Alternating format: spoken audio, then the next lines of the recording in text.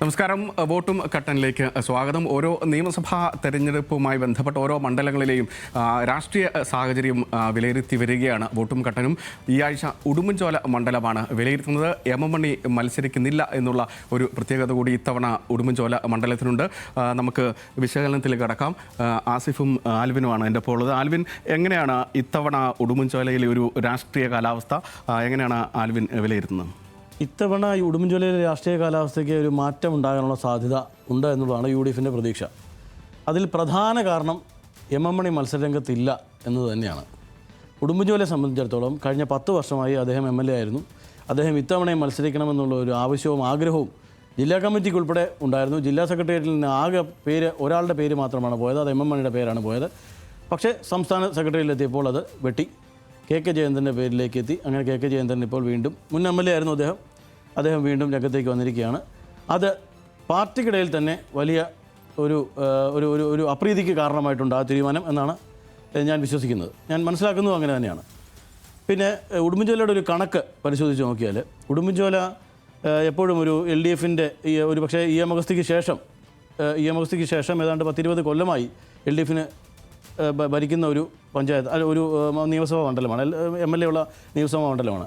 അവിടെ ഇത്തവണ മാറ്റം വരുന്നതിൽ കാരണമുണ്ട് എന്ന് പറയാൻ കാരണമെന്ന് പറയുന്നത് രാജാക്കാട് പഞ്ചായത്ത് തന്നെ തുടങ്ങാം. രാജാക്കാട് പഞ്ചായത്ത് എന്ന് പറയുന്നത് LDFിൻ്റെ ഏറ്റവും ശക്തമായ പഞ്ചായത്തായിരുന്നു. എം എം മണിയുടെ മകൾ രാജാക്കാട് പഞ്ചായത്ത് പ്രസിഡൻ്റായിരുന്ന പഞ്ചായത്ത് ഇത്തവണ തദ്ദേശ തെരഞ്ഞെടുപ്പ് ഫലം കഴിഞ്ഞപ്പോൾ UDFിനൊപ്പമാണുള്ളത്. അതുപോലെ തന്നെ പ്രധാനപ്പെട്ട മറ്റ് പഞ്ചായത്തുകൾ ഇപ്പോൾ ശാന്തമ്പാറ, സേനാപതി, ഉടുമ്പൻചോലയൊക്കെ എപ്പോഴും LDFിനോടൊപ്പം നിൽക്കുന്നു. ഇത്തവണ അത് പോകുന്നു. അതിൽ രാജകുമാരി നറുക്കെടുപ്പിൽ ഒപ്പം വന്നിട്ട് രാജകുമാരി പഞ്ചായത്ത് ഇത്തവണ LDFിലേക്ക് മറിയുന്നത് നറുക്കെടുപ്പിലൂടെയാണ്. കൂടാതെ നെടുങ്കണ്ടം, പാമ്പാടുംപാറ, ഇരട്ടയാറ്, വണ്ടംമേട് ഇത്തരം പഞ്ചായത്തുകൾ UDFിനൊപ്പമാണ് നിൽക്കുന്നത്. ഇതിൽ നെടുങ്കണ്ടം പഞ്ചായത്ത് എന്നൊക്കെ പറയുന്നത് ഈ രാജകുമാരി, ശാന്തമ്പാറ, സേനാപതി പഞ്ചായത്തുകളുടെ ഒരു വലിയ അത്രയും 3 പഞ്ചായത്തുകൾ ഒരുമിച്ച് വയ്ക്കുന്ന അത്തരത്തിലുള്ള വലിപ്പമുള്ള പഞ്ചായത്താണ് നെടുങ്കണ്ടം പഞ്ചായത്ത് എന്ന് പറയുന്നത്. നെടുങ്കണ്ടം പഞ്ചായത്ത് ഇപ്പോൾ UDFിൻ്റെ കയ്യിലാണ്. ബ്ലോക്ക് പഞ്ചായത്തും UDFിൻ്റെ കയ്യിലാണ്. ജില്ലാ പഞ്ചായത്തിൽ ഒരു ഡിവിഷൻ UDFിൻ്റെ കയ്യിലാണ്. ഇത്തരത്തിൽ തദ്ദേശ തെരഞ്ഞെടുപ്പ് കഴിഞ്ഞപ്പോൾ മൊത്തത്തിൽ ആ പഞ്ചായത്ത് രാജാക്കാട് മുതൽ മറ്റ് പഞ്ചായത്തുകളെ വെച്ച് നോക്കുമ്പോൾ UDFിന് വളരെ അനുകൂലമായി വോട്ടിംഗ് നടന്നിട്ടുണ്ട്, ഭരണത്തിൽ വന്നിട്ടുണ്ട് എന്നുള്ളത് വളരെ ആശാവഹമാണ് UDFിനെ സംബന്ധിച്ചിടത്തോളം. സ്ഥാനാർത്ഥിയെ പറ്റി ഞാൻ അടുത്ത ഘട്ടത്തിൽ പറയാം. എനിക്ക് തോന്നുന്നത് ഈ ആൽവിൻ തുടക്കത്തിൽ സൂചിപ്പിച്ച എം എം മണിയുടെ അസാന്നിധ്യം, അദ്ദേഹത്തിന് മത്സരിക്കാനുള്ള താല്പര്യമുണ്ടായിരുന്നു, അതും ഒരു വിഷയമാണ് എന്ന് ഈ ഉടുമ്പൻചോലയെ സംബന്ധിച്ച് പറയാൻ കഴിയില്ല. കാരണം ഉടുമ്പൻചോലയെ സംബന്ധിച്ച് അല്ലെങ്കിൽ ഇടുക്കിയെ സംബന്ധിച്ച് എം എം മണിയും ജയചന്ദ്രനും പ്രായത്തിൽ വ്യത്യാസം ഉണ്ടാകാം. ഏതാണ്ട് ഒരേ കാലയളവിൽ 2 മേഖലകളിലായിരിക്കാം പ്രവർത്തിച്ച് വന്നിട്ടുള്ള ആളുകളാണ്. ഈ മണ്ഡലത്തിൽ വലിയ സ്വാധീനം ഉണ്ടായിരുന്ന രാജാക്കാട് ഏരിയ കമ്മിറ്റിയിലാണ് ഇവരും വലിയ സ്വാധീനമുള്ള ആളുകളാണ്, വലിയ ജനബന്ധമുള്ള ആളുകളാണ്. ആൽവിൻ സൂചിപ്പിച്ച പോലെ തന്നെ എം എം മണിക്ക് മുൻപ് 3 ടൈം ഈ മണ്ഡലത്തിൽ നിന്ന് വിജയിച്ച് കയറിയ ആളാണ്. അതും വലിയ ഭൂരിപക്ഷത്തിൽ. എം എം മണി ആദ്യം ജയിക്കുമ്പോൾ 1000 വോട്ടുകളുടെ മാത്രം ഭൂരിപക്ഷമായിരുന്നു. വലിയ ഭൂരിപക്ഷത്തിലാണ് ഇതിന് മുൻപ് 3 തവണ. അതിൽ തന്നെ ആസിഫെ 2 ടൈം പൂർത്തിയായി കഴിഞ്ഞപ്പോൾ വീണ്ടും 3ാമതൊരു ടൈം കൂടി ജയചന്ദ്രൻ ആ കാലത്ത് കൊടുത്തിരുന്നു. അത് അദ്ദേഹത്തിൻ്റെ വിജയസാധ്യത പരിഗണിച്ചു കൂടിയാണ്. അപ്പോൾ ജയചന്ദ്രൻ അവിടെ ഇല്ല, മണി അവിടെ ഇല്ല എന്നുള്ളതൊരു വിഷയമല്ല. 2 എം എം മണിയാണ് ഈ തെരഞ്ഞെടുപ്പിൽ ജയചന്ദ്രൻ്റെ പ്രചാരണ പരിപാടികൾക്ക് ചുക്കാൻ പിടിക്കുന്നത് എന്നുള്ളതാണ്. പിന്നെ പഞ്ചായത്ത് തെരഞ്ഞെടുപ്പുമായി ബന്ധപ്പെട്ട് ആൽവിൻ പറഞ്ഞത്, ഈ പഞ്ചായത്ത് തെരഞ്ഞെടുപ്പിൻ്റെ പാറ്റേൺ വേറെയാണ്, അത് പ്രാദേശിക തലത്തിലുള്ള മറ്റ് വിഷയങ്ങളാണ്. അതൊന്നും ഈ പറയുന്ന ഈ മണ്ഡലത്തിൻ്റെ ഒരു ചരിത്രം തന്നെ എടുത്ത് പരിശോധിച്ച് നോക്കും. UDFിന് കഴിഞ്ഞ 25 കൊല്ലമായി അവിടെ വിജയിച്ച് കയറാൻ കഴിഞ്ഞിട്ടില്ല എന്നുള്ളതാണ്. മറ്റൊന്ന്, ഈ മണ്ഡലത്തിൽ ഇവർ നടപ്പാക്കി വന്നിട്ടുള്ള വിഷയങ്ങൾ. അതിലേക്ക് ഞാൻ വരാം. ആസിഫിന് എന്താണ് തോന്നുന്നത്? ഒന്ന്, ആൽവിൻ ആദ്യം പറഞ്ഞത് തന്നെ മണിയാശനെ വെട്ടി എന്നുള്ളൊരു വാക്ക് തന്നെ ഒരു ശരിയല്ല. മണിയാശാനാണ് ഇപ്പോൾ അവിടെ മുന്നിൽ നിൽക്കുന്നത്. ജില്ലാ കമ്മിറ്റി പറഞ്ഞിട്ട് മണിയാശാനെ CPM സംസ്ഥാന പാർട്ടിക്ക് പുറത്തു പോയിട്ടില്ല.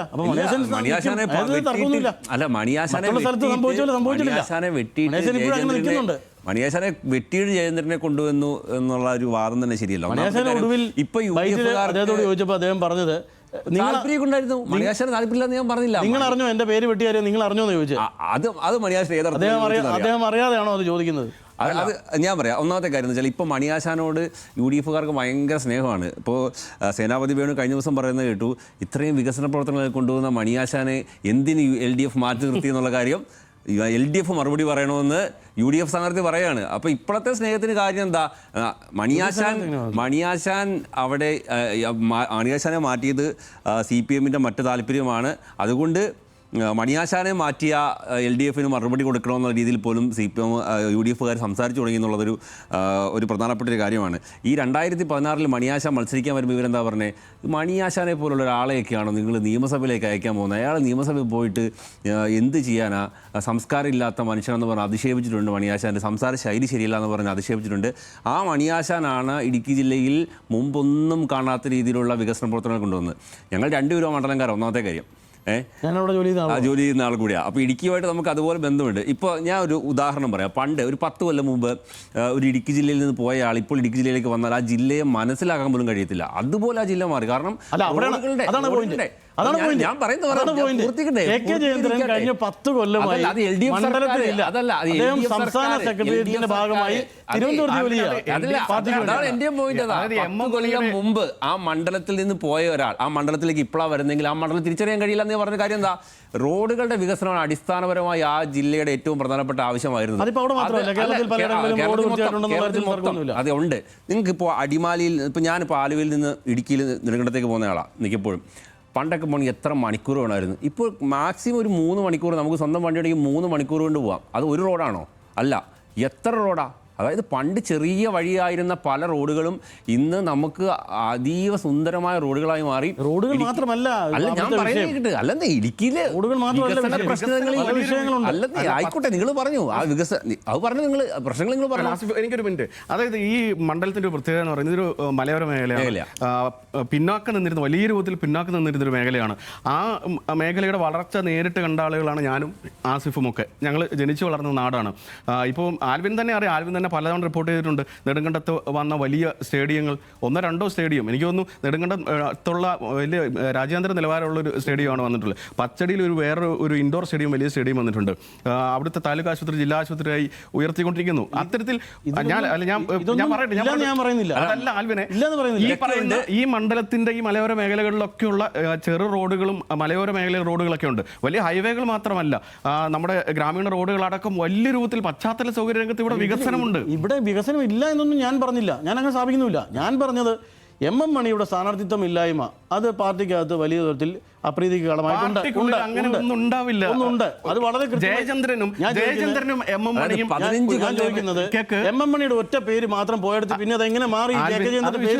അതായത് MM മണിയും ജയചന്ദ്രനും രണ്ടായി കാണാൻ കഴിയില്ല. ഇവർ തോളോട് തോൾ ചേർന്ന് ഈ പ്രദേശത്ത് ഈ മണ്ഡലത്തിലൊക്കെ പാർട്ടിയെ വളർത്തിയ ആളുകളാണ്. ജയചന്ദ്രൻ ചെറിയ ആളും MM മണി വലിയ ആളും അല്ലെങ്കിൽ ജനസമിതി ആ നിലയ്ക്ക് കണക്കൂട്ടാൻ കഴിയില്ല. പിന്നെ മണിയുടെ അസാന്നിധ്യം അവിടെ ഇല്ല. ഈ ചോദ്യങ്ങൾക്ക് മണിയാശാൻ പറഞ്ഞൊരു മറുപടി വിളിക്കാന്ന് എനിക്ക് ശരിയാണ്. മത്സരിക്കാനൊക്കെ താല്പര്യം പുള്ളി തുറന്നു പറഞ്ഞ മനുഷ്യനാണ്. മത്സരിക്കാനൊക്കെ ആൾക്കാർക്ക് താല്പര്യം ഉണ്ടാകുമല്ലോ എന്ന് പുള്ളി പറയുന്നുണ്ട്. പക്ഷെ പാർട്ടി തീരുമാനിച്ചു. പാർട്ടി ഇതുപോലെ തീരുമാനിച്ചപ്പോൾ എന്താ? മാത്രമല്ല പുള്ളിക്ക് തന്നെ അറിയാം, പുള്ളിക്ക് ചില ആരോഗ്യ പ്രശ്നം പുള്ളിക്ക് തന്നെ അറിയാം. അവിടെ അല്ലെങ്കിൽ ഞാൻ ചോദിച്ചായിരുന്നു അദ്ദേഹം പറഞ്ഞ മറുപടി എന്താന്ന് കേട്ടാൽ ആരോഗ്യ പ്രശ്നം, സ്വല്പം ഷുഗറിന്റെ പ്രശ്നമുണ്ട്. അത് ഞങ്ങൾ നേതാക്കന്മാർക്ക് എല്ലാവർക്കും ഉള്ളതാണ്.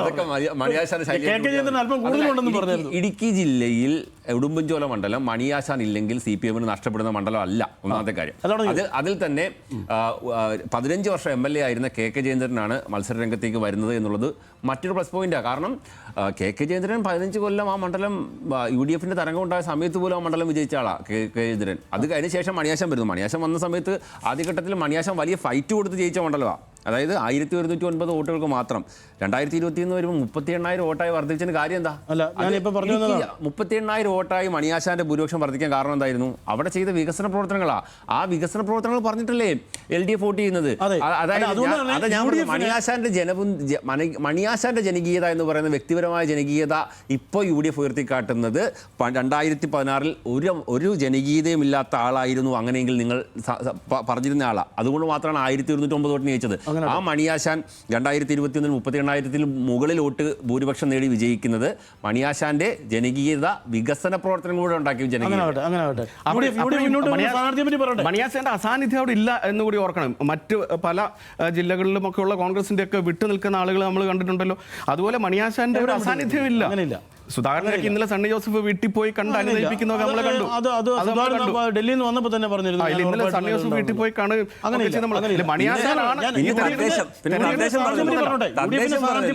ഒരു ഒറ്റ കാര്യം, തദ്ദേശം നേരത്തെ ആലും പറഞ്ഞല്ലോ, തദ്ദേശത്തിൽ കേരളം മുഴുവൻ LDF വലിയ തിരിച്ചറിയപ്പോഴും 5-5 പഞ്ചായത്തുകളുടെ എണ്ണം. അല്ല, അത് നേരത്തെ അല്ല, ഞാൻ പറയുന്നത് ഇത്തവണ കേരളം മൊത്തം LDF അവസ്ഥ എന്താ?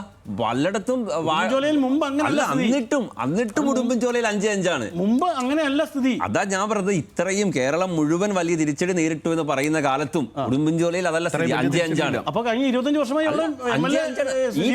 തെരഞ്ഞെടുപ്പിന്റെ അല്ലേ ഈ കഴിഞ്ഞ MLA 25 അതുപോലെ ഇതിലും വലിയ തിരിച്ചടി നേരിട്ട പലയിടത്തും 30-40 വർഷമായിട്ട് CPM-ന്റെ ഭരിക്കുന്ന UDF സ്ഥാനാർത്ഥി സേനാപതി വേണു. അത് പോസിറ്റീവായി ഞങ്ങൾ പറയട്ടെ.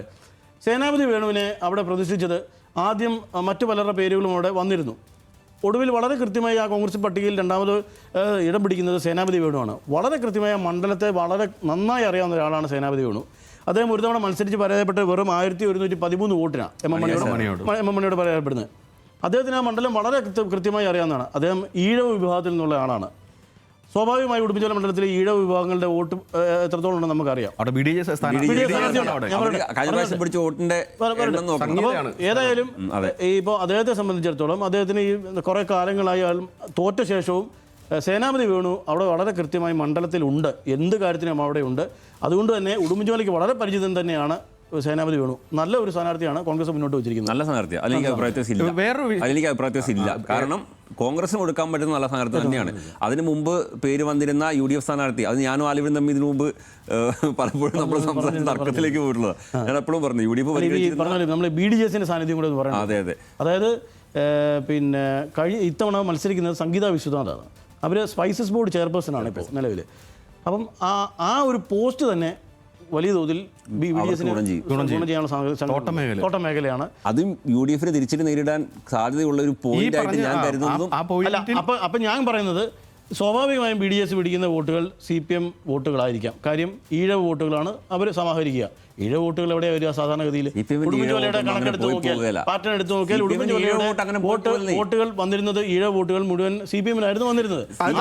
അതിൽ വലിയ ഷിഫ്റ്റ് ഉണ്ടാകാനുള്ള സാധ്യത ഉണ്ടെങ്കിൽ ഉറപ്പായും CPM-ന്റെ ഈഴവ വോട്ടുകൾ സ്പ്ലിറ്റ് ഉണ്ടാവില്ല എന്ന് മാത്രമല്ല, BDJ's സ്ഥാനാർത്ഥി മത്സരിക്കുന്ന സമയത്ത് UDF-ന് കിട്ടാൻ സാധ്യതയുള്ള ഈഴവ വോട്ടുകൾ കൂടി മറിയാൻ സാധ്യതയുണ്ട്. ഈ മണ്ഡലത്തിൽ വരികയാണെങ്കിൽ വലിയ ഭൂരിപക്ഷം വ്യത്യാസം ഇല്ലാതെ തന്നെ ഈ മണ്ഡലത്തിൽ വേറെ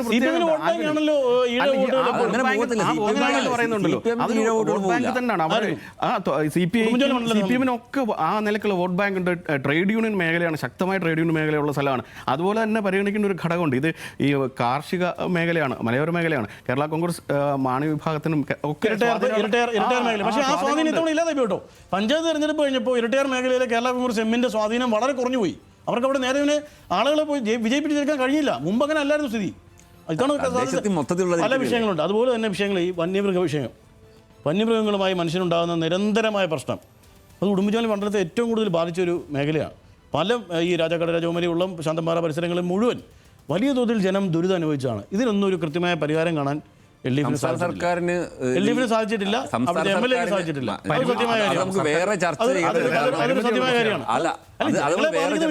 തെരഞ്ഞെടുപ്പല്ലേ ഒരു സംസ്ഥാന സർക്കാർ? അതെ ഉണ്ട്. ഒരു സംസ്ഥാന സർക്കാരിന് അക്കാര്യത്തിൽ എന്തൊക്കെ ചെയ്യാൻ കഴിയുമെന്നുള്ളത് വളരെ പ്രധാനപ്പെട്ട ചോദ്യം. ഇപ്പൊ ഈ പറഞ്ഞ പരിമിതി നിന്നുകൊണ്ട് ഏലം കുത്തകപ്പാട്ടം വിഷയം, അതും ഈ പറഞ്ഞ പോലെ നേരെ ഇവനെ കൃത്യമായി കേസ് നടത്താത്തതിന്റെ വലിയ പ്രശ്നത്തിൽ നിൽക്കുകയാണ്.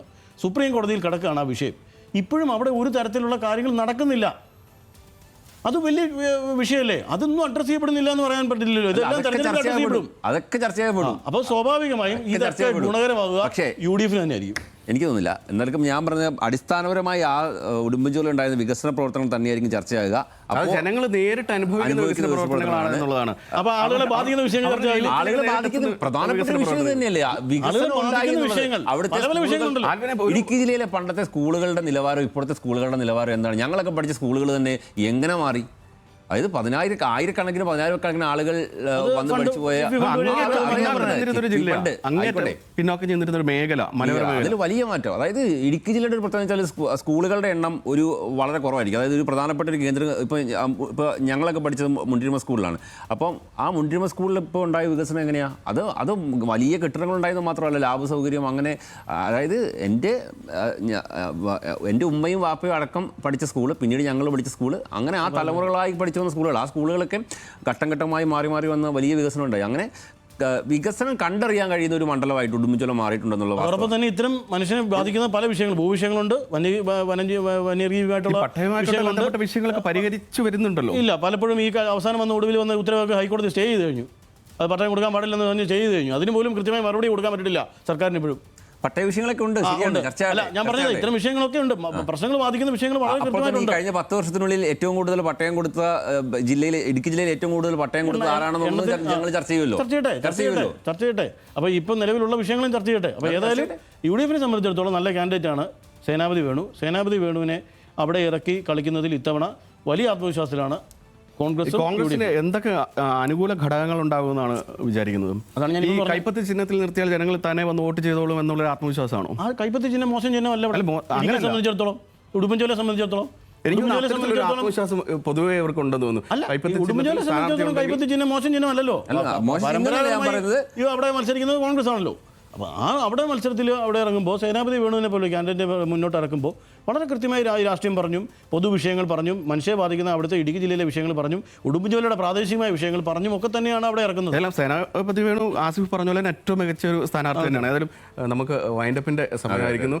ഏതായാലും ഉടുമ്പൻചോലയിൽ ഇത്തവണ തീപാറുന്നൊരു പോരാട്ടം തന്നെയായിരിക്കും നടക്കുക എന്നാണ് നിലവിലൊരു സാഹചര്യത്തിൽ മനസ്സിലാക്കുന്നത്. മറ്റൊരു മണ്ഡലവുമായി വോട്ടും കട്ടനിൽ നാളെ കാണാം. നമസ്കാരം.